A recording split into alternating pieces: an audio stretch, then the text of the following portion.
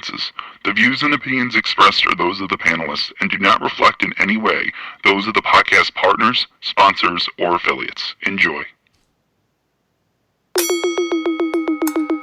ThaBoxingvoice.com. You seen what he did on Facebook, right? Listen, I'm gonna make a motherfucking emoji like this, look. WBO Productions.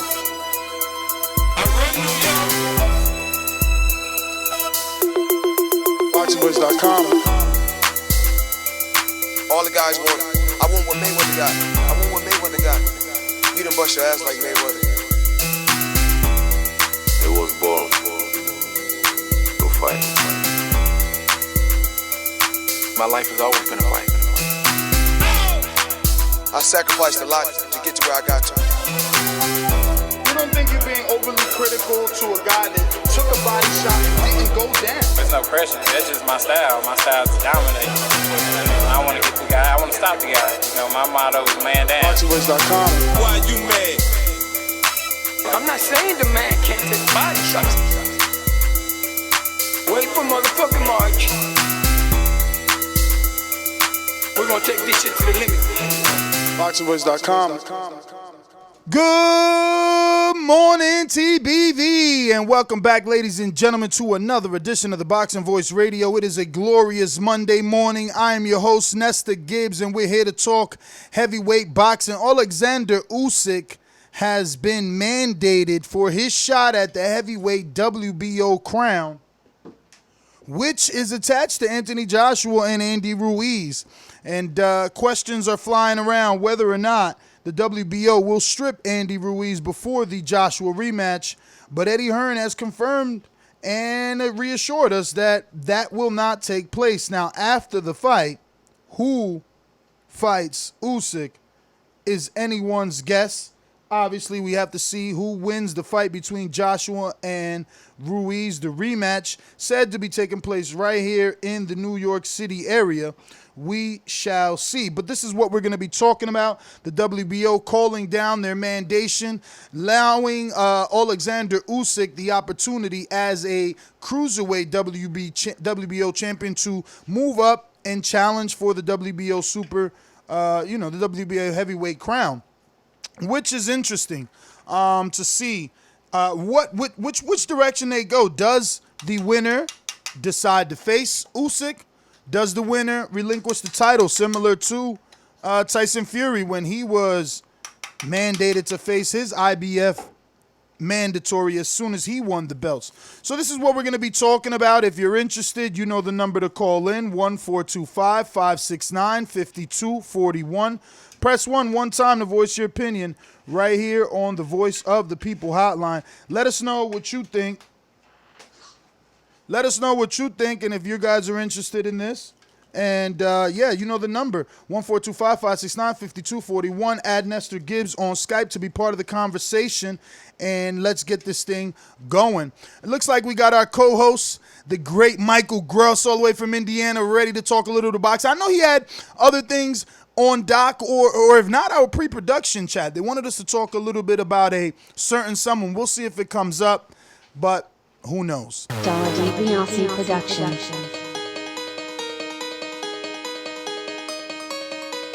I speak it, believe it, receive it. Speak it, believe it, receive it. ThaBoxingvoice.com. So when I stop him, y'all gonna say he was too weak. Oh my mic. He stayed out before he said he was not A man stand up for what he believes in, and when you stand up for what you believe in, you accept whatever consequences come behind it.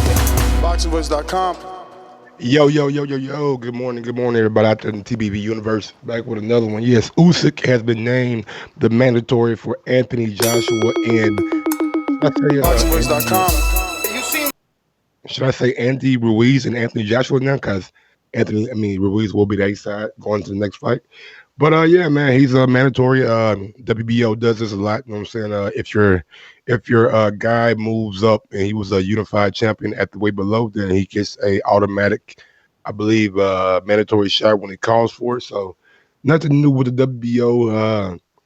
It's going to be very intriguing to see if one of those guys to take the fight right after the rematch, because Usyk's not a pushover, but he's not a proven heavyweight. So it's kind of the unknown, and like Ness always says, the devil you don't the devil you know is better than the devil you don't know. Better the So devil you know than the devil you don't know. But I mean, the question is, will they actually face him? With Joshua learning his lesson, let's just hypothetically assume he gets the rematch done. There's no rematch clause with him, and he gets his belts back. Does he go back the same route, or does he say, fuck it, it's time to bite down, go straight into the Wilder? Because we could risk losing these again and having to get him back again and go through the whole hoopla. So does he bypass him? Does he just give up that WBO title? I think what he does is the WBO title will probably get vacated after the Ruiz fight, and I believe Eddie Hearn would probably try to work his magic and get Dillian White versus Usyk for that title, and then give AJ maybe like a voluntary before he fights somebody tough again, and possibly do a unification with the winner of Usyk and White and AJ. I think that's how it might play out. I don't see AJ going into a tough fight with Usyk right after the fight with Ruiz if he wins, and I don't see Ruiz going into a fight with Usyk after AJ if he wins, because I think Ruiz wants a hometown visit, a hometown fight, and I'm in hometown. I'm meaning like Mexico. I think that's a viable option for his first title defense. Man, I would love for him to get that. I mean, The I problem think is, I highly doubt the economics make any sense, man. I mean, I know we just seen what Dennis Hogan and Jaime Munguia in Mexico, but does the economics make sense? Are we going to see high level fights in Mexico? Are we going to see Andy Ruiz actually get a tune-up fight out there? I'm only worried about economics. In terms of will the fight fans come out? Yes, I know that they will, but will the economics make sense to the people in charge? it might not be like a big name. It might be somebody that we know he's going to be. But if he's able to pull somebody down there, you know what I'm saying, somebody down for a fight, I think it would be good for the Ruiz brand, and maybe even spill over to some fans over in the States, you know what I'm saying, if they see a big gathering down in Mexico and see Ruiz down there fighting and get a victory. That's going to make him a legend. People saying, why would Ruiz vacate? I'm saying, why would you face Oleksandr Usyk when you can fucking unify with Wilder in a big super fight, all American pay-per-view? You know, why would you go through the Usyk route? Like, you could do PBC on Fox, PBC on Showtime, pay-per-view, Mexican versus black, African American all day, the way Floyd used to do. So that's why I'm saying maybe he doesn't even defend it.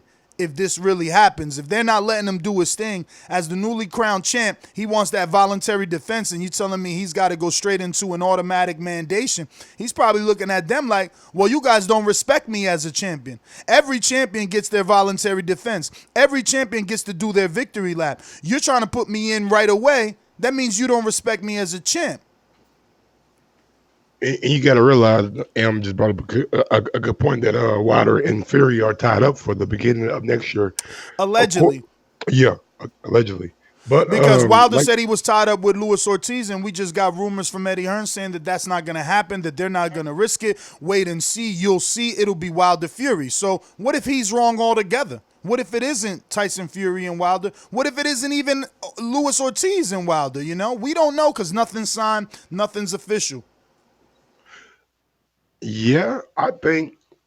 Are you sure that Wilder hadn't signed anything? I thought he came on his post and said that I've signed these two fights. I don't know, maybe. Yeah, and then Fury's team came out and said, I don't know what he signed because we ain't signed nothing. So, Wilder can sign his side, but that means by one side not being signed, he's not contractually obligated because the contract isn't, in the place until two signatures are on it. So, I don't know. But looking at the box rec, it's definitely nothing listed for Wilder. Last fight, Dominic Brazil, there's no TBAs, nothing listed. I don't see anything. We'll see, man. We'll see if he fights Luis Ortiz or not, which is a fight, you know what I'm saying? It's a damn good fight, but it's a risky-ass fight. Though, it's a fight that's kind of fizzling out. You know what I mean? Ortiz ain't been looking good, and there's no momentum behind this whole Ortiz-Wilder push. Luckily, we seen some casual fans on that PBC on Fox post saying, what fights are you most looking forward to? We did see less than 5 people out of 130-something comments mention that they wanted Wilder or they were looking forward to Wilder Ortiz. We seen way more Spence Crawford, way more Fury Wilder. Ortiz hasn't fought since March, so he'll be nice and out of shape when he fights Wilder in the end of the year. And this is what I mean. You know, you want this guy to fight. You want this on pay-per-view. You want this to be Wilder's option. Keep him relevant. Since March, no fight. And I know it's only 3 months for us right now, but we know he has nothing on the docket, nothing on the horizon. And will he really risk taking on something, you know, serious from here to October, November, waiting for that Wilder shot? I think not. I think he sits around and waits. If I was Wilder, man, I would rather fight Kornacki, man. Somebody new. If I was Wilder, I'd rather fight Dillian White. Dillian White is the name that he needs. That's the name that he needs. Ortiz, we seen, he could rectify that when Ortiz gets a win. Worth it. Like Razvan Kajanu, Travis Kaufman, Christian Hammer. Yeah, that's cool. Those are 3 decent C to B minus, not even B minus, you know, C levels, C minus, C plus maybe, level fighters. So, like, bruh, it just, I don't know. Yeah, man, I don't know either. I think it's I think if you're Andy, though, you don't make that same mistake twice. You don't go ahead and go in there with Oleksandr Usyk, so then the IBF can mandate you next. You know what I mean? If WBO is going to play you out, you take your titles and you go. You, all right, take your shit back. I'm going to go ahead and get in the mix with Wilder and get a big fight, because by the time they done with you, you won't have no fights to unify with Wilder, no belts. Yeah, man, I totally agree, man. WBO, it seems like that they are trying to fragment the belts a little bit, but being a champion, man, we all know they're probably getting a huge push from Frank Warren and Top Rank. You know, because if that belt gets stripped, who's number 1? Dillian White and motherfucking Tyson Fury. They're going to be first in line. They're not mandated or anything like that, but they're going to be first in line for that title shot. You know, easily. WBO has Dillian White number 1, Tyson Fury number 3. Tom Schwartz is still number 2 because this hasn't been updated since May 20th. Once they update, we'll see that flip-flop. We'll see Tyson somehow take that number 1 spot from Dillian and Dillian be the number 2. And that will be their eliminator or their vacant title shot, Dillian Tyson Fury. Unless they go overboard and fucking get even less. Yeah. Frank Warren and maybe that's the reason Fury ain't signed the thing yet. Maybe they waiting out and planning it out and see if the WBO will strip them after the rematch and see can Fury possibly slide in there, because you got to admit with a belt going against Wilder, it does make it seem like a better or bigger fight, right? Of course, and that's what I'm saying. It's probably them pulling the strings, trying to see what they could shake up and fall. Absolutely, I totally agree. So we got Stephen Fulton in about 4 minutes. Should I give him a touch, or have you been in communicates? No, I have not been in communication with him. I just had it set as a reminder for y'all. Those who don't know, Stephen Fulton is the IBO super bantamweight champion. He's looking at Guillermo Rigondeaux, and from yesterday, I gotta think he's licking his chops right now. And that's no disrespect towards Guillermo, but the Guillermo we saw last night wasn't the Guillermo that we were used to seeing. He got hit a lot. He wasn't moving his feet. He really like kind of fought Mexican style last night. You know what I'm saying? He was going toe to toe with the guy, taking some big shots. And Stephen Fulton thinks that he can take him. He wants him. So I seen a headline with Rigo's comments, and it's exactly what I said it was going to be when we was watching that fight live and calling. I said, watch he say he trying to fight for the fans. They said he a runner, so he trying to stand there and fight. And that was something like the hell. I ain't even click on the article because it disgusted me to hear the title say something like, I fought on it in the pocket because the critics thought I couldn't. And it's like, bro, you call that the pocket? Man. He wasn't in the pocket with it? He got put in somebody's pocket, you mean? That I mean, he motherfucker. got the, he got the He stop better put that gift decision in his pocket. You know, we could use the word pocket a lot, just not his fighting style. You know what I'm saying? That I gift don't, decision came out somebody's pocket. You know what I'm saying? Yo, Al Heyman went in his magical pocket for that gift decision. That's what I he got a see. knockout, bro. He got a knockout. Knockout, schmack out. I Listen, mean, you seen you the just difference said between it, Jorge man. Cota. They let Jorge Cota continue, and he got Exactly. flatlined. And that's kind of Exactly. what we needed right there, because my man was there. He was still there, in my opinion. He was still all there. They cut his night short. You know what I'm saying? He was giving Rigo the night of his life. Yeah, he was out there fighting the damn good fight. What's the guy's name again? See? Exactly. And that's what happens when you don't win. Now I think it's like Jorge Ceja, right? Yeah, Jorge Ceja. Yeah, that motherfucker boy came to fight last night looking like a damn cruiserweight. Big as hell. But yeah, Fulton is in that division, 24 years old. You know what I'm saying? Just fought Paulus Am Bunda. 16 fights, 7 KOs. You know what I'm saying? So we are eager to talk to him and see how he feels and put some respect on that WBO name, man. WBO got some real champions out here. Big ups to Stephen Fulton. But back to Usyk, man. Honestly, I think Usyk's gonna have problems at heavyweight. I don't see him being.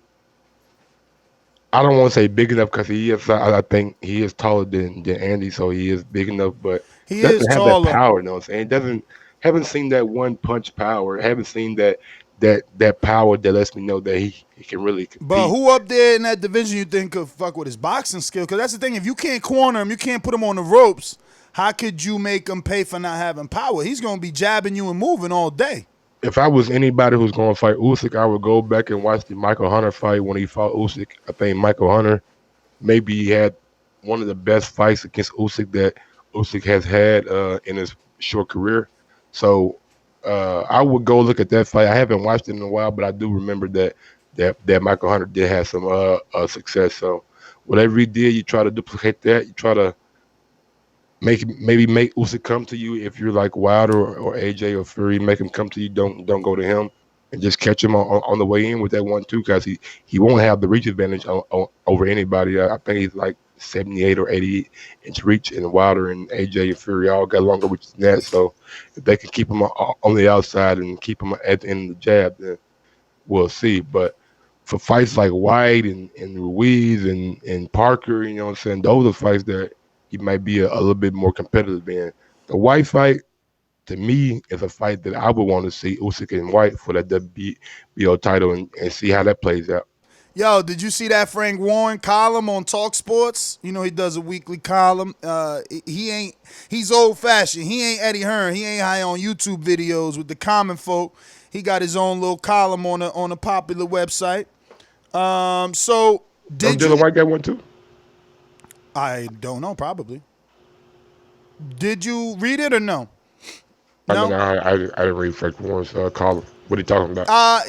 Well, the gist of it was he's just getting back at Eddie. Eddie basically did an interview, critiquing Fury's debut, the 5,000 tickets, the pay-per-view in Leeds, just things like that, right? So they going at each other like, oh, well, he shouldn't be talking about us because he's done the UK public a disservice. He hasn't put on any good fights. Everything he's putting on is pay-per-view. They're focusing on, that Dazn money and giving the public whatever it is that they can. So it was just funny to see Frank, kind of take shots at Eddie, but he kept using subliminals, like, oh, they need to focus on what's going on over there. And you can't help but think that, he wants to talk about Joshua without talking about Joshua, But it was interesting, it was a thought on whether or not we should have done that one for this morning show.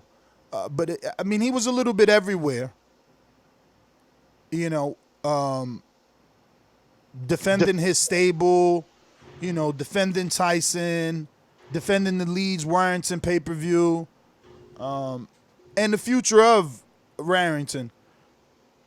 I'm shocked that no one's talking rematch, man. Kid Galahad about to get brushed under the rug. Kid Galahad probably the only person that's talking about it, and he should definitely get one. We got a super chat from Rod 870. How are we mad at Rigo? Gave us action with a TKO. I'm of the same mindset, man. You know what I'm saying? I'm not mad at what I seen last night. It was just he fighting a guy that we never heard of, and he was having a lot of success against Rigo. I think that's the main complaint right there.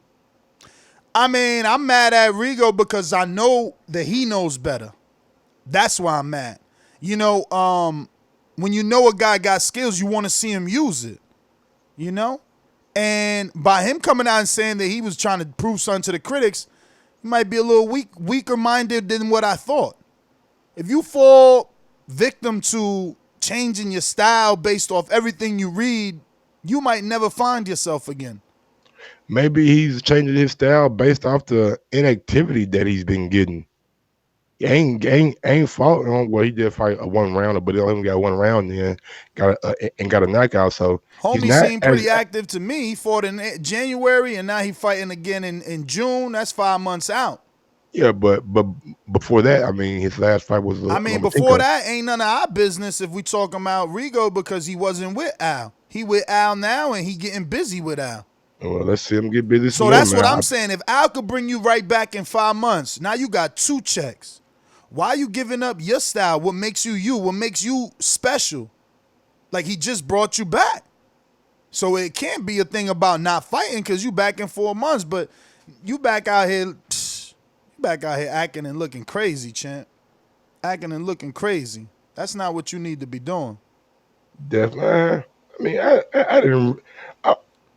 Even though it wasn't the guy that I'm used to seeing, I like what I seen last night from Rigo. He was willing to exchange and really willing to like bite down on the film shit and show that, man, I may be old, but I still got that motherfucking power. I mean, listen, that was a beautiful play shot. And throughout the entire fight, I thought he wasn't going to be able to get that shot because he was hitting old boy with clean shit all night. All night. But it wasn't working because it was only one punch. I hope that yesterday proved to him that he needs to let his hands go. In combination. This kid was running away with the fight, and this was a tune-up. Let's just be real. He got knocked out his last fight. So now on BoxRec, he's going to have 2 knockouts back-to-back. You know? Only us that watched this fight will know how difficult it was for Rigo, but it was not supposed to be. It just wasn't. Homeboy wasn't supposed to be in an eliminator with a dude that coming off a knockout loss. Think about that. Yeah, man, he definitely was not supposed to be in the war with a guy that like you said, coming off a knockout loss and a guy we never really heard of. But at the end of the day, I mean, he got the victory. He maybe impressed some fans. You know what I'm saying? And by the way, the Fox card was better than anticipated last night. You know what I'm saying? They had a lot of nice little fights on there. You know what I'm saying? We seen Joey Spencer go the distance with a guy, Akeem Black. You know what I'm saying? And we seen Rigo have a good fight with Say Hi, and we seen Jamel Charlo get a hellacious knockout against Jorge I mean, Cota. all one-sided fights, you know, all one-sided. Yeah. But that's the kind of stuff you need when you're, I guess, building your fighters on a new platform, and it's not Jamel's fault that Harrison got a ankle injury. You know what I'm saying? And for the most part, we thought that the Rigo fight was going to be one-sided, but it turned out not to be. And Akeem Black, Yeah, but that's what I'm saying. So, like, I think we congratulate, what was the opponent's name? Seha. We congratulate Seha for an outstanding performance, but we don't give credit to Rigo for an all-action fight when all you were doing was taking punches. Like, he was taking massive punches. That left hook was landing all night. What's CompuBox, though? Check the CompuBox. Yeah, he probably was outlanded by 100 and threw so many. Yeah, he did throw a lot of punches, Say Hi, and he did outland Rigo. I think it was almost by 100, so you're definitely right about that. But end of the day, man, he got a victory, you know what I'm saying? Hopefully that didn't take much off of his career because it was a back and forth slugfest. So hopefully we'll see Rigo again, man, pretty soon, you know what I'm saying? Yeah, hold on I a just minute. wish they would fucking get people that are his same size to fight him. Cause those guys, he fighting up fucking huge. Seya was huge, man. But yeah, man.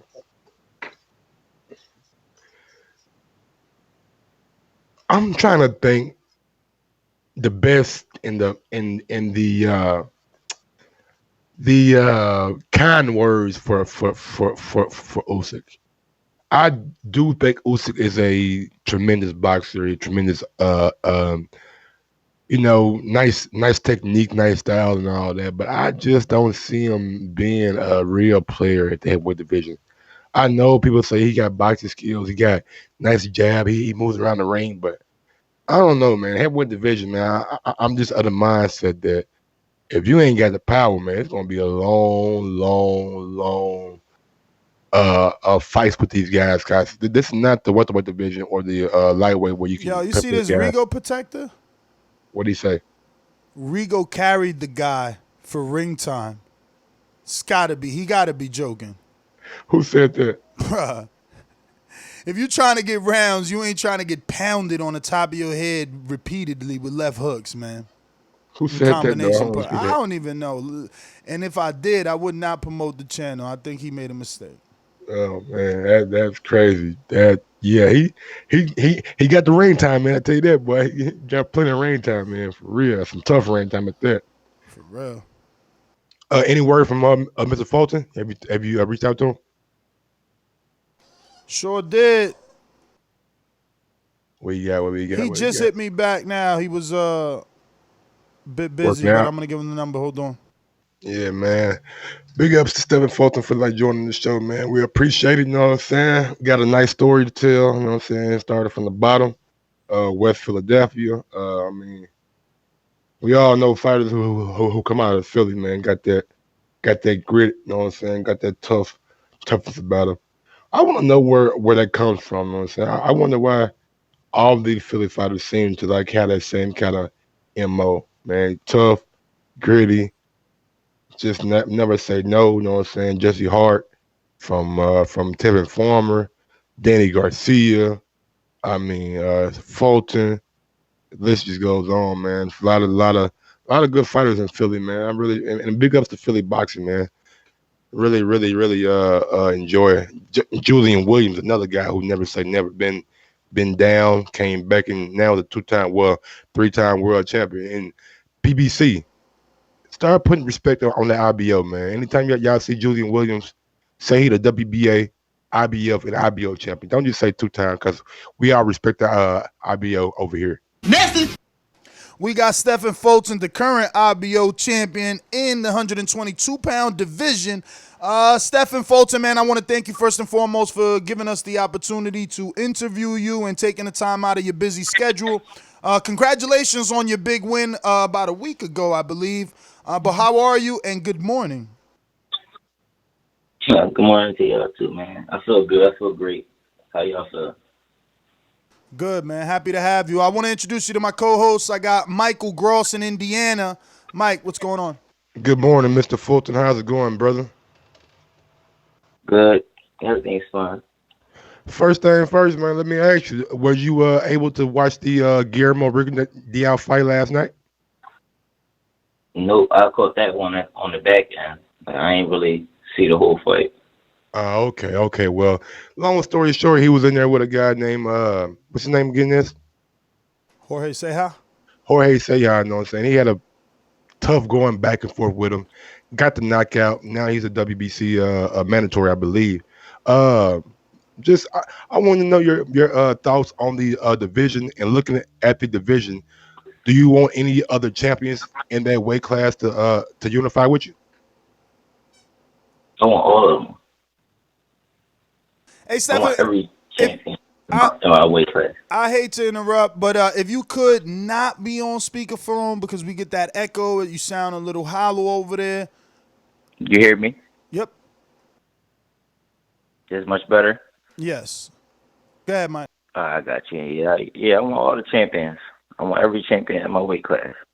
All three of them. The one who holds the WBC, Ray Vargas, Daniel Roman, and Emmanuel for the WBO. I want all of them. And if I can't get them, somebody who is going to put me in a position to get to them. Which one of these guys do you think will be the simplest to negotiate with, being as though you're a PBC fighter? We got Emmanuel Navarrete. He just destroyed Dogbay back-to-back, Isaac Dogbay, with Top Rank. And then we got, in the IBF rankings, Daniel Roman, but he's a DAZN fighter. And we just seen, Steven Espinoza, head of Showtime, say that DAZN has never really done business with a premium network. But that makes no sense. Well, actually, no. They don't share their fighters, right? Everybody stays with them, like Hooker and Ramirez will be on DAZN. Ray Vargas is a Golden Boy fighter. And then Roman, again, obviously has the WBA as well, but he's still with DAZN. Which one of these guys you think would be the easiest negotiations? I mean, I want Daniel Roman. So I think that will probably be the easiest. But then again, just the things that you just mentioned, well, like put that on pause, put the zone and all the things like that. Sometimes they make it hard for us to just get in there and just fight each other. It definitely does. At the end of the day. So can you explain your situation with the IBO? I know that you're the IBO champ. You won it that day. Does that take you out of the rankings with everyone else? Because I'm not seeing you ranked in the top 15 amongst the other sanctioned. Actually, it was supposed to put me. Sorry to cut you off. Actually, it was supposed to put me in the rankings. But however that go, you know what I'm saying, I don't really know. All I know is I will be fighting for another belt. Most likely after this next fight or after my next two. But I don't really know, you know what I'm saying, why they didn't put me in the rankings. I'm still better than the majority of them in that top 15, and that's ranked for every belt. So that's pretty much how I feel about it. But I'm not letting the rankings get to me. I know where I'm ranked at. Like I know what I can do, and I know that I can beat them, and they know that. It's only a matter of time before they put me in front of them, and then the whole world sees it, and then they see it. So I'm not really too big on the rankings. So can you tell us a little bit about yourself? It's hard for me to say that again. I just wanted to, see if you could tell us a little bit about yourself, because maybe, I got a question. Maybe it's the amateur background. I'm just saying, you're saying that none of the other champions want to see you. They know who you are. Like, I want to know a little bit more, and I'm sure the listeners are going to want to know a little bit more. Okay. Let me put some up for my quick. From the amateurs, I've won. Hello. Say that again. Go ahead. Yeah, well, from the amateurs, I won a couple of nationals. I won, starting with the ringside. That was my first tournament. I won ringside silver gloves. Then I won the junior golden gloves. Then I won the national golden gloves. And I fought in the WSB, the World Series of Boxing. And I went 2-1 in there, fought Olympians. I fought overseas, different countries, Italy. I've been all over the world. I was ranked number 2 in the country. Went to Russia, won bronze medal at the World Combat Games. And from there, I turned pro. Training camp with Carl Frampton, things like that. Beat 5 undefeated fighters, up and coming. And this next one, I will have another undefeated up and coming. So, I haven't got anything easy, and it shows, because why isn't this 16-0 IBO Super Bantamweight World Champion is not in the rankings? And it shows that I'm still getting things the hard way, and I still have to go the hard way. And why? I don't know. It don't matter to me, because I'm used to it. But it's like, when would they give Mr. Fulton that break?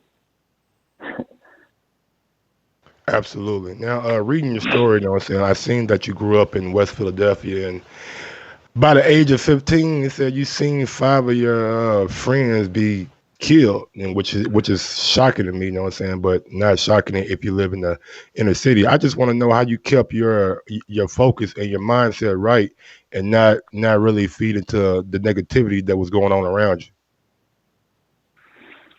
I mean, I had the gym, and I had people that were like big brothers to me, that trained me. So shout out to them. They keep my head on, focused, and it's like God. Honestly, I think God just gave me tunnel vision to block out a lot of things.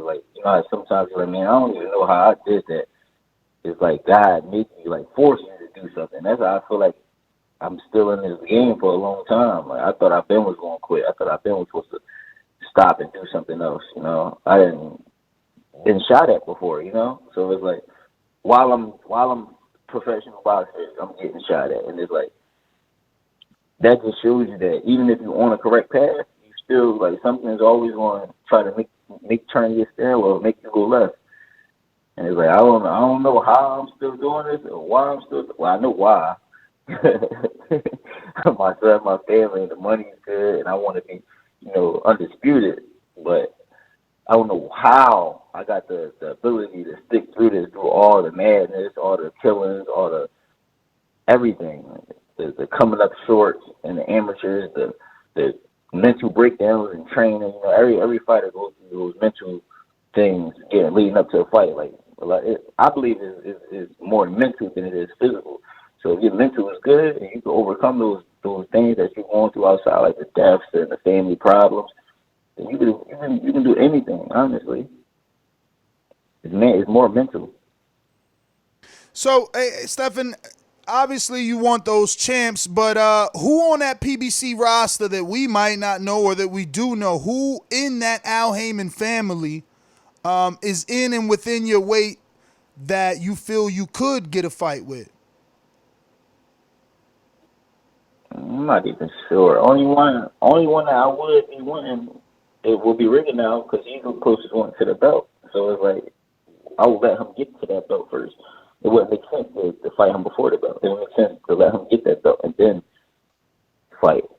That would make the most sense. So I believe Riggin now. I see Brandon Figueroa's in that division, and they've been pushing him pretty hard. What's your thoughts on Brandon Figueroa?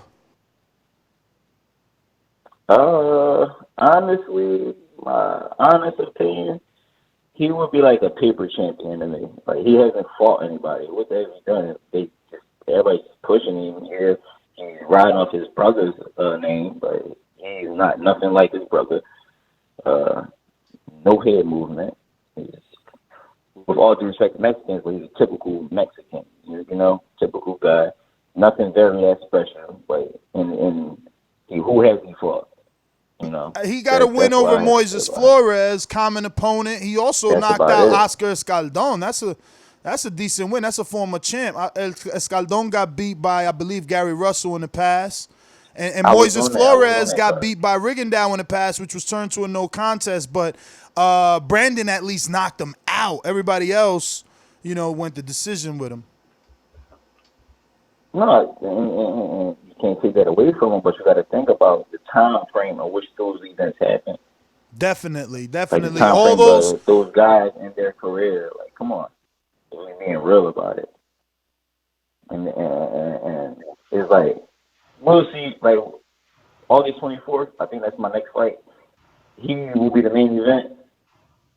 I'll be on the card as well in Texas, but it's like, okay, you have him, the WBA International Champion, you have the IBO champion.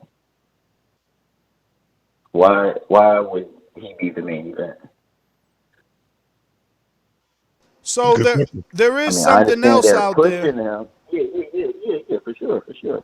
Like I understand they're pushing him, but it's like, what is he doing? Like I don't see the hype in it, and it wouldn't make no sense for me to fight him before he get a belt. So I won't step on nobody's toes. I'll let them get their belt first, enjoy their shine. Because when I come and when it's my time, to come collect, I'm gonna come correct. So how likely do you think those unification bouts are when those guys get their belts? Don't you think those guys might want to take a hometown fight before they fight a threat like you?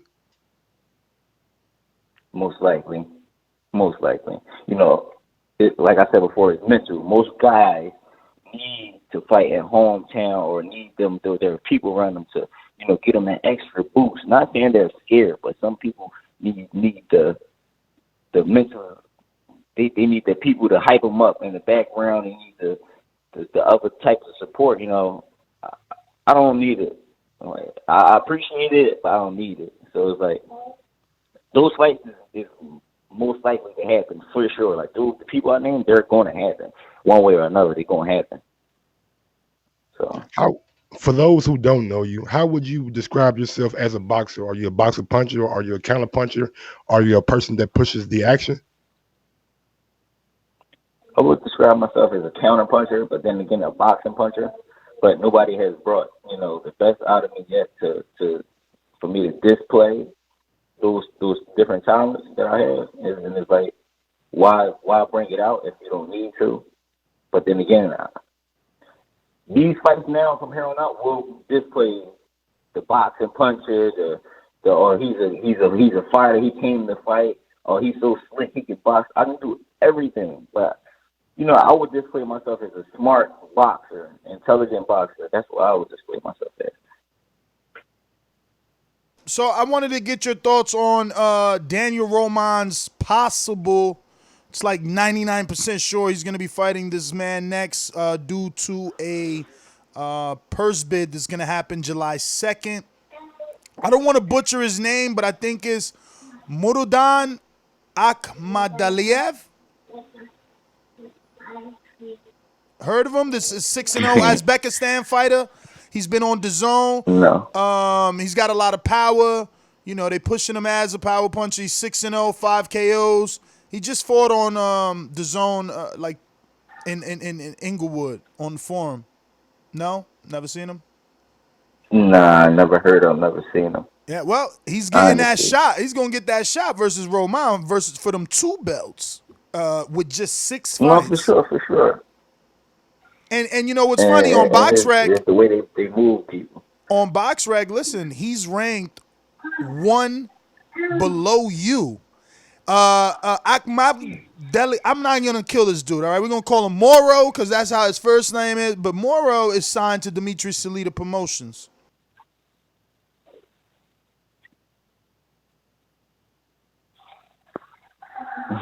No, okay, no thoughts. No thoughts.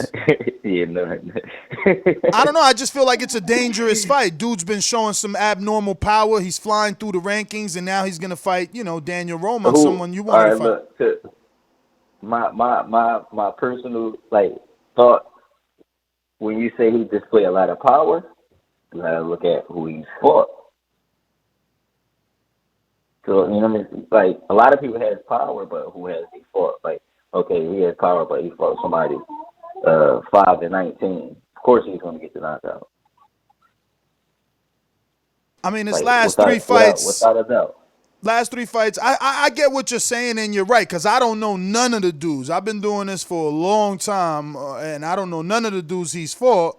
But the last 3 fights, they have decent resumes.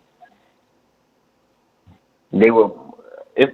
Look, because I don't want to seem like I'm a hater or nothing, because I'm not. Nah, you're not. You're not. We use BoxRec around here a lot. Yeah, but yeah. All right, but yeah, because I don't understand. Most people take what I'm saying out of context. Like, oh man, he hates, just give him the shine. No, it ain't about the shine. Like when you in the sport, things are really different. Like you got all these things can't count. Like you can't just fight no more. You can't just get in. Oh, y'all want to fight? Yeah, let's fight.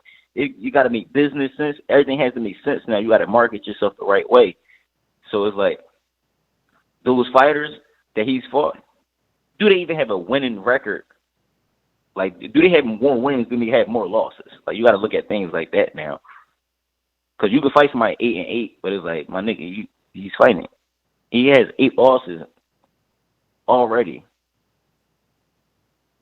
So that's how I look at it. Nah, you're right. I mean, none of the people he's fought are known like that, and 2 out of the last 3 have been coming off of losses before. I mean, I guess it's that promoter, man. They moving them properly then, because how else do you explain a 6-0 dude? It's all about marketing, and and another thing, other countries back their fighters up very well. Like I like how they do that. Like the UK has some of the best fans. Like I really respect how the Mexicans rock with the Mexicans, how they support each other, they support system. The Ukrainians, all of them, like how they rock for each other. That's another way how these fighters get big, because they got that big support, man. And a lot of fighters lack that support. Well, I ain't gonna say a lot of fighters, black fighters lack that support. They have this thing where they want to talk bad on one another or bring each other down or just don't want to make money together. So all the different countries and the other people, the fighters from the different countries, man, they got wonderful support, man, and I love that. Like, I really love that. Like, how the whole country, like, not just their city, like, their country support what they do. So you seem well versed. I like that. You seem well versed in the game. So how is it that you're gonna navigate yourself to a title shot without politics getting involved, without you having the flashy record? How is that gonna happen for you? I mean,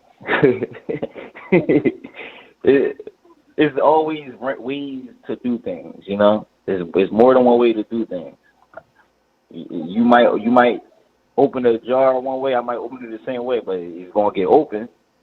There's always ways around things, and I was always taught that, man. You never can say never. You never can say you can't do something. I will get these belts in the rankings or not in the rankings. I promise you that. And honestly, I'm more known for beating undefeated fighters than anybody out there, and not just undefeated, up and coming undefeated prospects. Up and coming, that's still fighting on Show Box, and that's like Joshua Bridge just signed with Show. Top Rank. What's his name? Top Rank. Top Rank. Yeah, we seen you beat him. They're still pushing them, and who's that only lost to? Me, Adam Lopez, same thing. Top Rank. I'm beating undefeated prospects up and coming that nobody is beating them yet. Most guys, when you beat a guy, man, you see, and they mentally, but then these guys came right back and still winning, and I like to see that, because I have this thing where I want to be the only loss. I want to be your only loss. I want to see you do good from there on out. Like, of course, when you 7-for-ring with me, like, I'm gonna want to beat you, but after that, I want to see you do your best, and it's like, that's what I'm known for. I'm known for being undefeated fighter. I'm fast. I'm smart. They can't get away from my jab, and it's like, I'm not in the rankings, but I'm in those rankings. Like, they gonna see it's right here. I'm right here. I promise you. After this conversation, after this fight, August, I promise you. That's all I have to say about that. I promise you. So, who are you officially with? Promoter, advisor, manager? Al Heyman. So you have no promoter and no manager, just advised by Al? No, Al Heyman is my manager. Cool. That's good. So that's how you gonna get the title shot. Yeah, I'm gonna say that's how I'm gonna get it. That's how I said I'm gonna get it. I kind of want to change gears real quick now. Taking yourself out of this equation, name me the 5 best active Philly fighters right now. Active? Well, you're gonna have me. You're gonna have J-Rock. You're gonna have Tev. You're gonna have Danny Garcia. You're gonna have Jerron Ennis. Damn good list right there, man. What do you feel about Jesse Hart fighting at 175? Do you think he can possibly be a threat in that division? I think he'll be more stronger in that division. And shout out to Jesse, he just fought. And congrats on his win. But I think he'll be stronger in that division. I like him chasing Zordo. I forgot his name. Rich Ramirez. But yes, sir. I think he'll be better at this weekly. I think he'll be more comfortable, more bigger, more stronger, and more elusive. Like, that's just my opinion. I got to get one more opinion on one more fight. Danny Garcia, Mikey Garcia. If that fight happens, how does that fight play out? Can Danny possibly get that knockout with that left hook? I think he can, but at the same time, never underestimate Mikey. Mikey is a wonderful fighter. One of the best Mexicans I've seen fight. One of them. The best I've ever seen fight. That's Canelo. But one of the best Mexicans is Mikey Garcia. You can't. Just because Earl didn't knock him out, you can't, you know what I'm saying? People want to look at that fight and be like, oh, Danny gonna knock him out, he got the power. No, Danny might not knock him out. Every fighter don't get knocked out, and styles make fights like you're going to see them two in action, like you're going to get action packed, like both of them come forward. So it's like Danny got the best chance to knock him out. That about it. I don't think he will get knocked out, though. Honestly, I don't know. I don't think he'll get knocked out. I think Danny has the best chance to knocking him out, though. Danny has the best chance of knocking anybody in that weight class out. Hey, Stefan, my last question, obviously our morning topic today is Oleksandr Usyk being mandated to fight the winner of AJ versus Ruiz. And I just want to get your thoughts on that because it'll be probably something you go through if you ever become undisputed. The WBO wants Oleksandr Usyk to fight the winner of AJ Ruiz instead of allowing that person the chance to be undisputed versus Deontay Wilder. And they're, fragmenting the belts, similar to what happened with Tyson Fury when he lifted them from Vlad. IBF did the same thing. What's your thoughts on Oleksandr Usyk's shot against the winner, whether it be AJ who gets the rematch or Ruiz who wins the rematch? And then your thoughts on the boxing politics of the WBO stepping in, trying to mandate their, mandatory instead of allowing the winner a victory lap. I mean, we all know how it sounds, but I think they should have gave the shot to Deontay Wilder first. He should be the number one in line. If they was going to make any mandatory for anything, it should have been automatically that. It should have been that WBC fight. It should have been a Deontay Wilder. He deserved it. He should be front in line before Alexander and any of them. He just moved up, if I'm not believing. Now you're correct. If I'm not mistaken. So why would y'all give him the first shot? If he's just stepping in the weight class, that don't even make sense. It's like you got these guys who've been in this weight class, been putting in work, that been chasing these belts. And soon somebody that's undisputed from another weight class move up, he gets the first in line. No. Well, it's WBO. It's the WBO. So like if you get the WBO belt from Daniel Roman and you want to move up because you can't make weight or you just want to move up, you get to challenge the champion at the next division because you're the champion in the 122 as the WBO champ. That's just their rule. Well, they allowed other champions to do this before. Oh, I didn't know that. You just taught me something. I mean, regardless, just because it's their rule doesn't mean you have to like it. Like, I understand what you're saying. You want to give the most worthy person the shot, not just, some rule. Yeah, like when I move up, I want to beat ass. Like, my bad. I want to beat, other fighters to take their belts. I don't want them to know you man. No, I want to get a couple. I want to beat a couple people up for their belts without me. I want to kind of work my way how I did now, but I understand the business side of things. So, like, after why not? If you want to make it mandatory, take it. He got the best. I mean, Wilder and him has the best chance of beating Ruiz.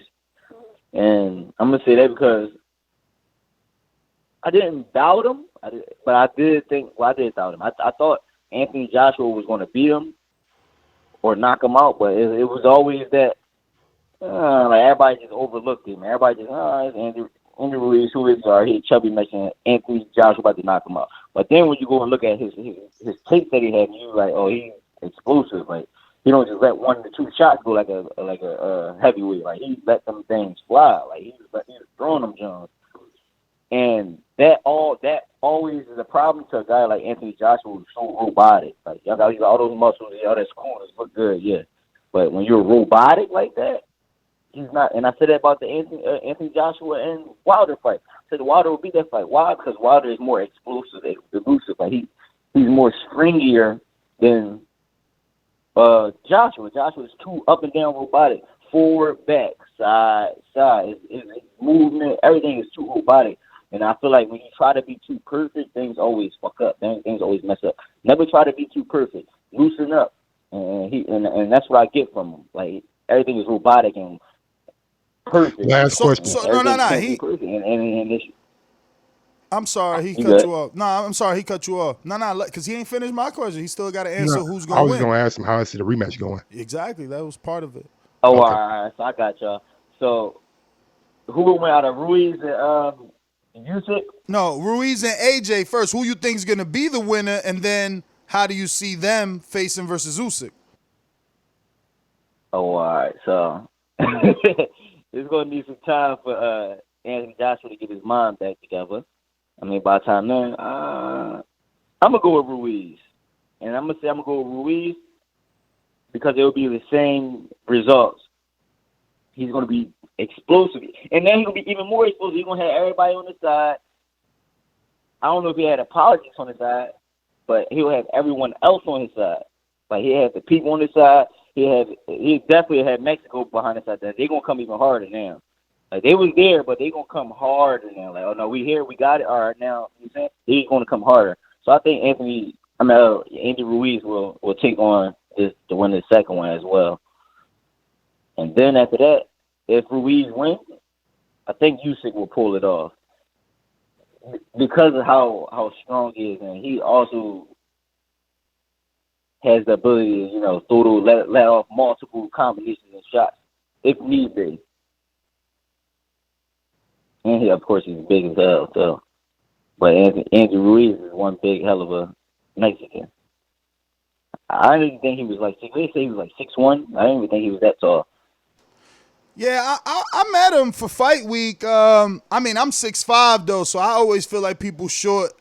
He's not as tall as AJ, that's for sure, man. AJ is 6'6", but he feels taller than 6'6". Like AJ got perfect posture. He sits straight up. I was shocked too, but I was like you, man. I didn't think that Ruiz could pull it off. It was a great upset for sure. Yeah, hell yeah. That and Hurd. Yeah, I was just about to say that this has been the year of the upsets, man. Someone you didn't mention in your Philly list, I wonder why, or have you just forgotten him, or is it because he's prospect level? Darmani Rock, the heavyweight. Since we're talking heavyweights that don't look the part. No, listen. I'm going to give you my honest opinion on that. Once you said that, I thought about him, I thought about Jesse, I thought about Damon Al, I thought about everybody, but when you say the top who's still active, yeah, he just fought, but he's not that active. They gotta have him more active in the loop. Like, yeah, I know Tight personally. We call him Tight. Darmani Rock Tight. We call him Tight. I know him personally. He's a good guy, good friend of mine. You sound like Stephen A. Smith. It's something missing right now. It's something missing. He going to get his shot. Like this, I wasn't even mentioned in those top names. First coming, and I know what I can do. Like just how he know what he can do. He know what it is, and you can't take what I'm saying wrong. You gotta use that to your advantage. Like I'm not saying this because I'm in any better position than anybody else, but as of right now, I'm hot now. I'm on the list. I'm on that top. When you name who's the hottest from Philly right now, my name is in that loop no matter what. It's just something missing on Tight to have right now. Like you think it's the promoter issue? You think it's being with Rock Nation? It might be. Because if he was with Top Rank, things would have been way better in his favor. He'd have been way more pushed on TV. Everything would have been better for him. Or if he was Al Heyman, everything would have been a little better for him. So let me ask you, because we're talking Andy Ruiz and the fact that physically he doesn't look the part and people overlooked him. Is that something that is going to happen with Darmani Rock, and does he really have those skills? I mean, I've watched him fight live. I've been to the gym, but, I wasn't in the amateur circuit with him. You were. Yeah, he has the skill. He has the speed, he has the power, and he has the same explosiveness that Andy Ruiz had. He has that. It's only a matter of time of who's going to bring that out of him. When will he display that? When will he be comfortable displaying that? When will he be ready to take that next step to be able to display that? Or when will he be ready, period? And when will his promoter and them be ready to show him off like that? That's only a matter of time. When will he be? He has everything. He has it. He has the weight. He has the skill, the speed, the explosiveness. But it's only a matter of time of when will they let him display this, and when will he and his body be ready to put on the show and display that when it's time. When they give you that time to perform, you got to show up. You got to step up. So, my final question is, how big of a player can Jaron and his boots be in the welterweight division? That's a loaded ass division. I know, right? But shit, nigga, man, I like what I see from him, man. Good skills, good power, and motherfucker can box his ass off. No, yeah, look, that's what I'm saying. The path that he's going is good. If he stays doing what he's doing and don't rush it, but keep coming along. Yeah, he's young. Like I'm 24. I think he's like 22, 23 max. So, and I'll be 25 next month. So it's like, at the rate he's going, keep it like that. Keep it on. Nobody want to fight you. Just keep fighting. You want to creep up and sneak up on these guys. There's no secret that they know who you are already. They know everybody know who everybody is. You know, when you make a little name, you chicken.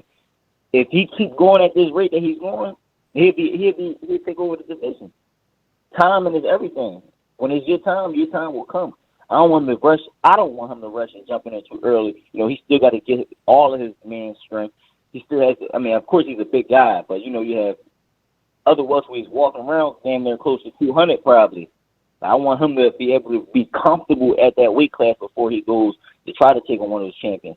Like, not saying he's not ready, but, you know, I believe when things are rushed, things happen. Like, honestly, I'm a good friend of Erickson Lubin, but I feel like, now, I'm not discrediting him or nobody else, I feel like they took the fight too early, or he was pushed too faster than he needed to be. A lot of fighters get pushed too fast, and then they get hit on top of their chin by a vet or somebody, you know what I'm saying, that been in that weight class for a long time, that's comfortable with that weight, that know, like, I'm a big ass welterweight, or I'm a big 122 pounder like me.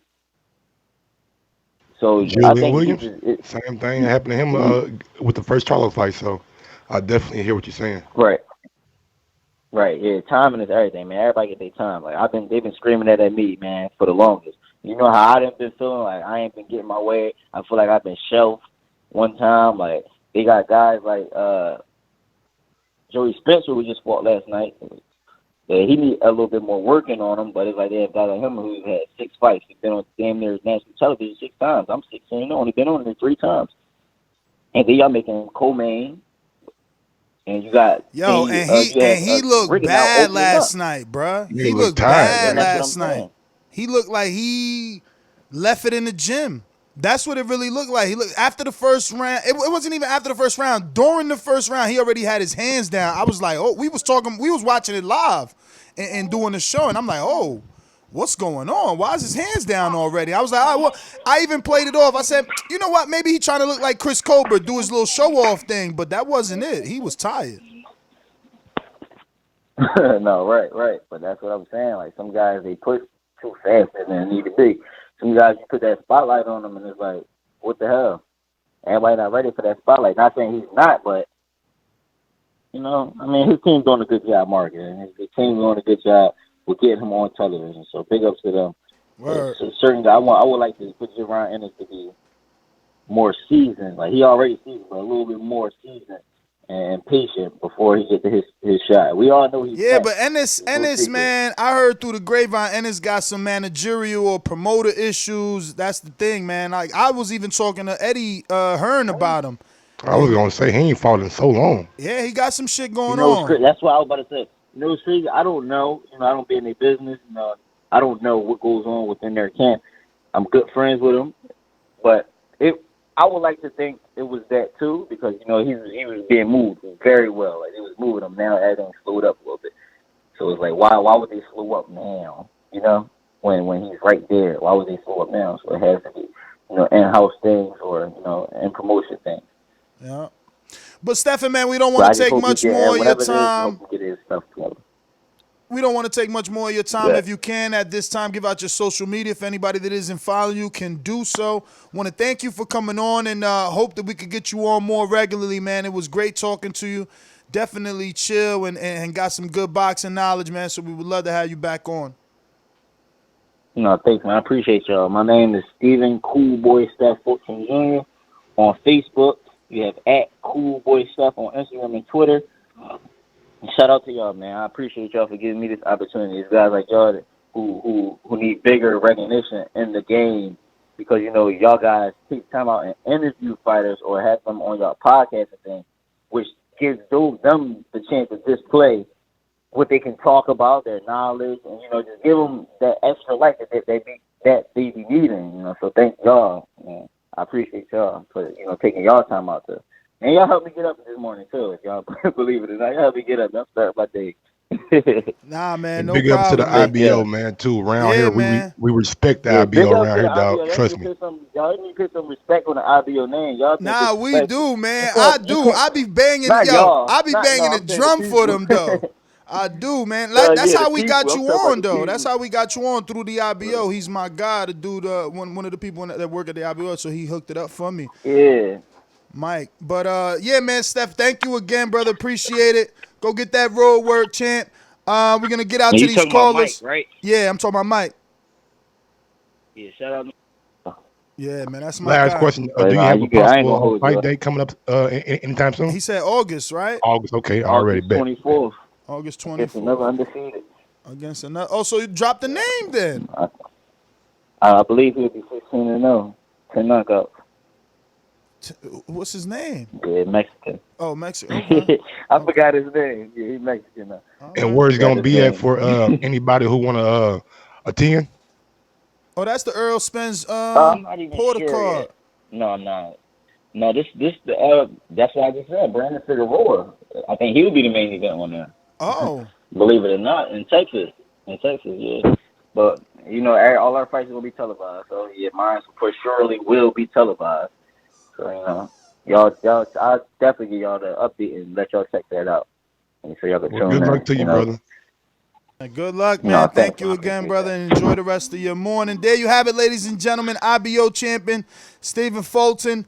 We're gonna go out to these. Stephen. Why he said Stephen in the when he was saying his social media though? But Cool whatever, boy you're right. Steph. I mean, I've heard it pronounced as Stephen too, but I swear if you play back, he says Stephen in the social Oh, media. you probably right then. My bad. I'm just going out how to spell. Yeah. So yeah, let's get out to these phone lines. We're going on drive by for sure. It is. Let me see here. That's right. Gotta hit these sponsors. Remember to rate us 5 stars on iTunes. These calls are brought to you by El Camino Electrical Services, experts in electric vehicle charging stations. For turnkey installation, visit us at elcaminoelectricalservices.com. Going out to our very own Ringwalk Danny in Las Vegas. What's going on, champ? What's up, champ? What's up? Good morning. Good morning, us. Good morning, Mike. What's good with y'all, man? Another day, another podcast, man. Great interview with Stephen Fulton, and then just, working. I really enjoyed it. Yeah, I really enjoyed it. I really enjoyed that interview. Yeah, I know he's going to be on that Figueroa undercard in Texas. It's a PBC on FS1 card. I think like August 24th or something like that. So looking forward to that. Man, I kind of been listening to the show. I wanted to just give my thoughts on that Usyk mandatory. They do that when they move up in weight. Hence how Billy Joe Saunders got that opportunity, when he moved up to super middleweight. Me personally, I don't have an issue with it. As long, I feel that if you're moving up and you get that mandatory, it should be against an established champion, right? So for Usyk to move up, it's not for a vacant belt, how it was for Billy Joe. I don't agree with that. If it's vacant, I think the number 1 and number 2 should fight, and then the person moving up gets the mandatory opportunity. But, I have no problem with Usyk. He was undisputed at cruiserweight. I feel like he deserves that title opportunity, and, I feel like it's going to come. It's not going to be his first fight at heavyweight. I don't believe so. I believe he'll have one fight at heavyweight minimum before he gets that title opportunity. But those were just my thoughts. I was hearing some positive, some negative feedback. Some people weren't even aware that was a rule. So I just wanted to call and give my thoughts on that. Mandatory position that the former undisputed cruiserweight champ now holds. So those I are want just your my thoughts thoughts. on the Jamel Charlo knockout last night. Like, what was the atmosphere like when he got that knockout? Well, I will say, this. Originally, the arena was only going to be lower level. They opened the upper level. It was not a sellout crowd. I'm not going to lie and tell you that it was, but the atmosphere was very energetic. I feel like that kind of saved the night because the undercard fights were a little underwhelming. Joey Spencer he looked very sluggish. A lot of people didn't agree with the Rigo stoppage. Although that was an entertaining fight up to that point. I was probably the best seat I've ever had for a fight was last night, and watching that up close and personal, it was expected. I didn't agree once Kota King failed the first time, got dropped the first time. I thought it should have been stopped. Jay Nady, vet, chose to let it continue, and Jermell Charlo did what most of us expected him to do. I feel like you have to say candidate, one of the top knockouts of the year, right? Hey, Mike, didn't I say that was going to happen yesterday? And I already seen it. I even seen Michael Coppinger saying it. Mike, you always muting yourself and don't know. I still think Andrew Tabiti, man, that knockout right there, bro. I'm sorry. Yeah, no. I'm not saying Jermell's was the best. I think it's one of the best. Absolutely. It's definitely one of the best of the year. I'm not saying that's number one, but no, it was a great knockout, vicious. It took Cota a little bit to come around. I'm glad that because given that one was orthodox, one was southpaw, I'm glad there was no cuts or anything like that. Because we want to see Jermell return to the ring quickly. As soon as Williams heals up, right? Yes. Harrison. Last question, Danny. Was Rolly on that card? And if he was, did he get a knockout? You said Rolly? Yeah, Rolly. No, Rolly will be on the Pacquiao undercard. From what I'm hearing, he'll be on the Fox portion. He'll open up. It'll be him, F.A., and Caleb on the Fox portion. But see, many people don't know. You talk about the Tabiti knockout. People need to go look up. Rolly sent somebody to the hospital on that Danny Garcia undercard. His knockout was vicious too. God. Yeah, Rolly will be. Yeah, that was nasty. I think that might be. A lot of people don't know about that one. That might be one of the best ones of the year. But so he'll be back July the 20th. It was a decent atmosphere, for what it was. Given that Tony Harrison did fall out the main event, I think it would still show up. And you know what? Actually, what surprised me, it was a lot of people from Detroit. It was a lot of people from Detroit that still came out, and they had the Detroit versus everybody gear that Tony Harrison was wearing, and they was chanting Detroit when Charlo was in the ring. A lot of people from Detroit were there. That surprised me. It was some shit talk. It was some shit talk from Charlo's fans and Tony Harrison fans. Because like I say, it was a good amount. It was a really good amount of Detroit people there. So, Danny, I'm gonna get to some other people, brother. Thanks for calling in. I gotta jump on drive by, but make sure you got your Motherfuckers not gonna cancel their flights. You know what I'm saying? They gonna come to the fight anyway. So yeah, that's probably why it was a lot of Detroit people there. They already booked flights, and it's kind of a hassle to cancel flights and cancel hotels and try to get that money back. For sure. Let's get this thing started. Listen, have your thoughts in order because it's drive-by. BoxingVoice.com. It's money to shit. Working that wrist. Ballin' like Swiss. Diamonds wet like a fish. Pull up with them sticks. Come fuck with the clique. We fucked on your bitch. She sucking the dick. I'm whipping the purple. What's going on? It's your boy H Money, Mr. Dazn, the Boxing Voice 2019 Rookie of the Year. And I would like to use my boomerang. I got a lot to say today. I just want to touch on the topic with Usyk getting the mandatory spot for the WBO. Ness, I always told you, I felt like Usyk is the second best heavyweight in the world. And we could look into the history where fighters moved up to heavyweight. Michael Moore, a southpaw, moved up from light heavyweight to heavyweight, beat Evander Holyfield. What about David Haye?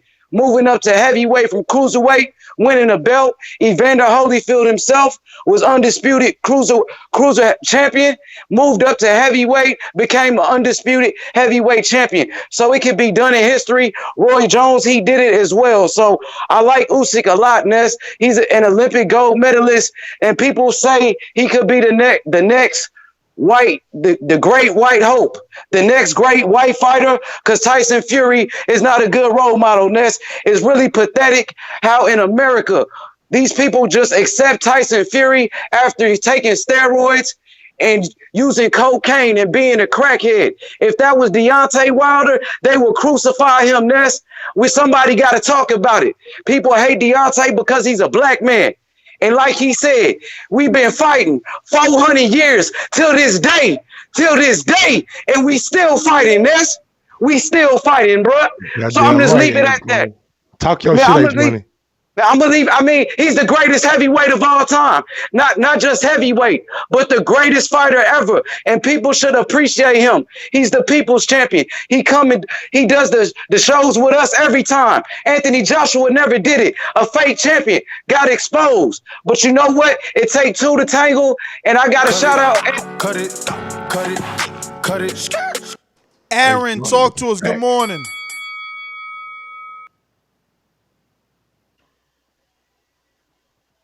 Yo. It is kind of whack, but definitely feel bad for the. Can you guys hear me? Yes, sir. Yes, sir. Feel bad for the Dylan White fans. If anyone should be upset, it should be them with the WBO instead of the WBC. I do agree with that other caller. I think Usyk and White should fight for that WBO mandatory. But know what the whole key of this is how long will Ruiz, if he beats AJ, have to fulfill that mandatory? And this is another point I was saying is Hearn's great. He's playing both sides because I don't really think he has confidence in AJ, but he still promotes Usyk. And so if Usyk fights AJ and AJ wins. Cut it. Pound for pound supporter RV. What's going on, Rhythm of God? What's up? Well, hey, man, I can't wait for Untitled today. You know what I mean? Unless you got to explain yourself with some of these comments out here. These people hating. But, you know, you're going to have time to explain yourself. So I'm not going to even want to breach that right now. But everybody be hating on H Money. That motherfucker come on this goddamn show and start teaching y'all some motherfucking thing. I wish other callers would come with such facts. You know, I just learned a couple of things, a little tidbits. So when the rest of y'all callers, y'all be hating on H Money and this just saying he just missed the Dazn or rambling mouth, he just dropped some jewels. So y'all haters in that motherfucking box start dropping facts like H Money do. Money gang do. Cut it. Yo, he said money gang. Cut it. Money gang. We got that's Ringwalk. Marcus DC. Yo, check this out. Caller just said the last thing. I about to say you can name Usyk as the mandatory if you want, but that don't mean Andy Ruiz win. He don't pay him step aside money to go ahead and fight Deontay to try to unify. Being named a mandatory in this day and age just means that you can get about 2 or 3 step aside money before the pedal hits the metal. Yeah, but Usyk gotta want the step aside money, champ. Usyk's team put Usyk's team put the petition in. They want the shot. If they ain't want the shot, they won't go through this. But hear me though. Andy Ruiz know that when he beat AJ again, like Machado lost to Cancio because he really don't know why he lost. AJ gonna lose again. I would let them take the WBO to fight. The biggest fight will be with Wilder. Who give a fuck whether they people put that shit in? Take the WBO. Who give a fuck? No, you know see, that's what AJ didn't do. That's what AJ didn't do, man. No, AJ was able to motherfucking defend his belts, and Ruiz should do the same. Come on, man. Y'all crazy out here today. Ladies and gentlemen, I'd like to introduce to you a young fella, and he comes from the Magnolia.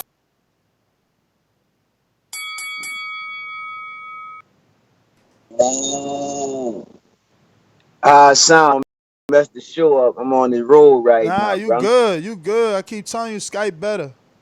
Alright, cool, dog. Like, shout out to everybody from the end note down there holding it down. Where R&V at, man? Call the show, man. Get it in, you heard me? That was just him they called. Oh, all right. You know, I'm just tapping in. That was that man John Patreon, man. I just called this motherfucker. I'm on the show. They still got people on hold. No disrespect. We love all the fans. Without y'all, we wouldn't be nothing. You hear me? But you gotta join Patreon to get on that elite stat. That's the gold card to the TBV. You hear me? But look, say, bro. The Air Max come. That fuck you dead. But that's some bullshit with Usyk, bro. I mean, like, dude can fight. Don't get me wrong, and the rules is the rules, bro. But they got dudes at heavyweight, but that been waiting on a shot, and dudes just come. You know what, dog? Usyk, he got Patreon now. I think he pound for pound status with Patreon, bro. Cause he just came up there and nothing, he done jumped the line, bro. Real talk, like, think about it, dog. Dillian White, dog. He been fighting everybody but Ortiz, dog, for the past 600. Cut it. Hey, he called Dylan White a regular caller. He said, "Who got that Patreon?" Yeah. That was a good one right there, man. I like that one, bro. Going out to Joey. Talk to me. What's going on, Joey? Wait, so people are giving Usyk shit for being the mandatory challenge? You kidding me? He's a unified champion.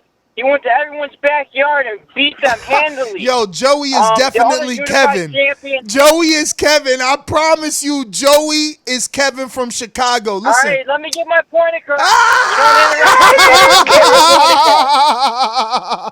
Go ahead, why? Shut the fuck up and let me talk, dumb motherfucker. Damn. He's You mad too, You won't let me talk. Yo, why you using 8 different names? You interrupt me. You You don't wanna call interrupt back that twice? clown that comes here talking about great white hype, great white hope, but you gotta interrupt me, huh? Man, show you piece of shit. Whoa, Joey. I mean, Eric, whatever the fucking name is. Go ahead, man. Kevin. Call's all yours. It's Kevin from Chicago. He mad that I unmasked him. Yo, that's crazy. That's what he trying to do. He trying to get 2 calls. Yeah, of course. Joey. We got a new caller, 828. Who's this? Hey, this is Dundada. Who? Dundada, man. Where you calling from, me, dog? I'll be seeing you in the chat, though. Yeah, I be in the chat sometimes. I be at work a lot, man. I just be listening to the show. I'm from North Carolina. I was trying to just show y'all some love, man. This is the one time I'm on the highway. Next, man, I want to come and get in there for the awards and see you back next year, man. I ain't ready now, but next year, hopefully I'll be ready. And just show us some support, man. For sure. And y'all waiting too long, man. That's about to retire, bro. It's Dundada? Yeah, Dundada. Yeah. Nah, man, I'm already retired, man. I'm already retired, bro. I'm 3-0. I'm the IBF champ. I'm already retired. Like, what else I'm going to do? I'm 40 years old. I'm out here taking out. My first fight was a 24-year-old. No, my first fight was a 28-year-old. My second fight was a 24-year-old. And my last fight was a 36-year-old. Like, I mean, I done proved what I had to prove, man. You know? It's going to take a big fight. I need an Andy Ruiz fight to get me out, man. You know, I can't get up for this shit no more, Mike. Yeah. But, hey, listen. I work for the Hilton, man. I see y'all be taking these trips, man. I can add y'all to my friends and family. Y'all can get rooms at Hilton's Embassy Suites, 50% off.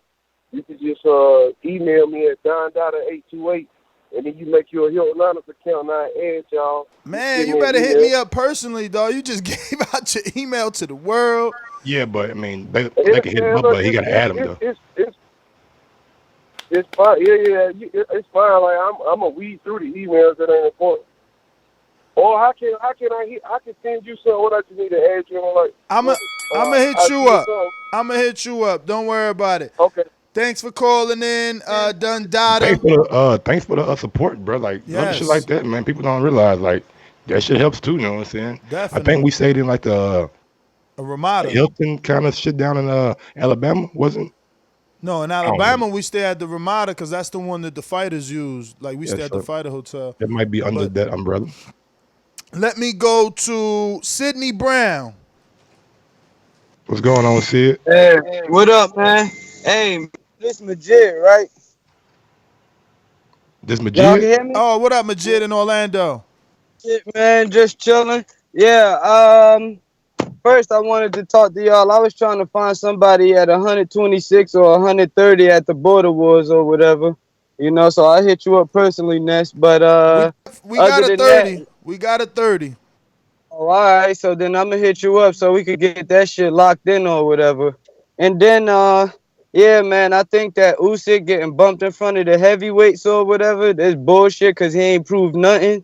You know what I'm saying? I don't really care about what he did at the lower weight classes when it come to people that's entitled to their position and should be up ahead of him or whatever, you know? So, I mean, I think that is bullshit what they doing, you know, but if that's what they gonna make it, he here and he gonna have to deal with the ref if he can't handle it, you know, and we gonna see what it's about when it get there.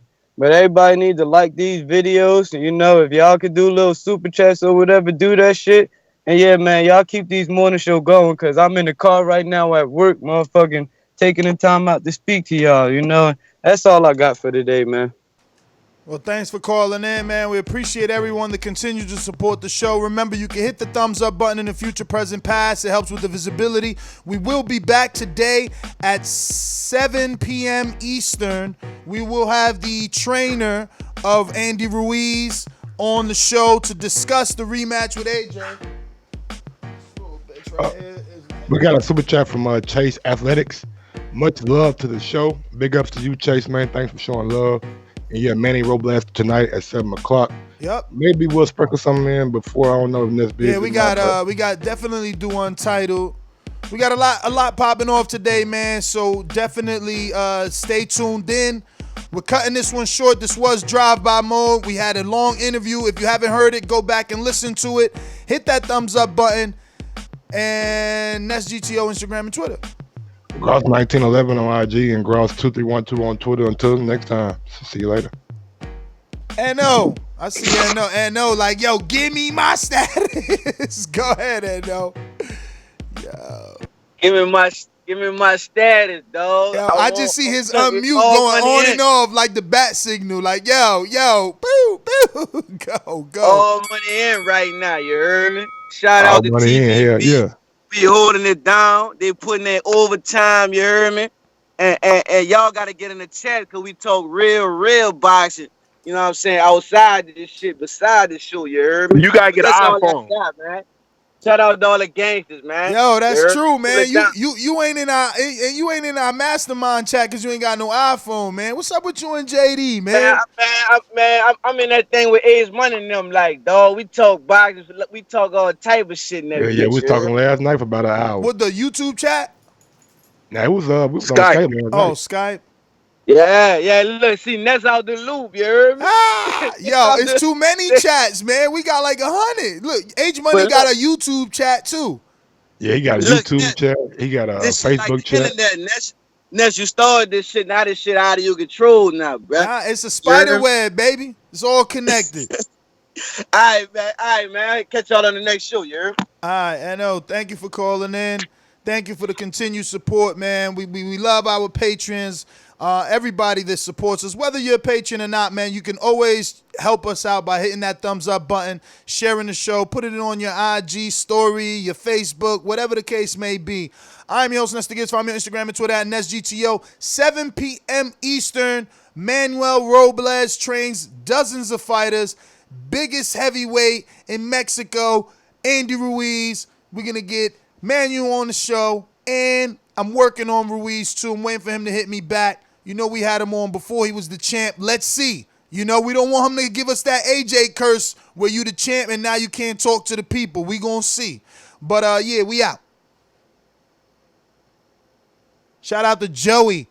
Yeah, it's Joey. It's Joey. My man, I've been doing this show forever. You think you gonna call me with the same voice, a different name, you little. Yeah, at least he ain't trying to like change his voice or something. Damn, like that's why he's a bum. But anyway, we out.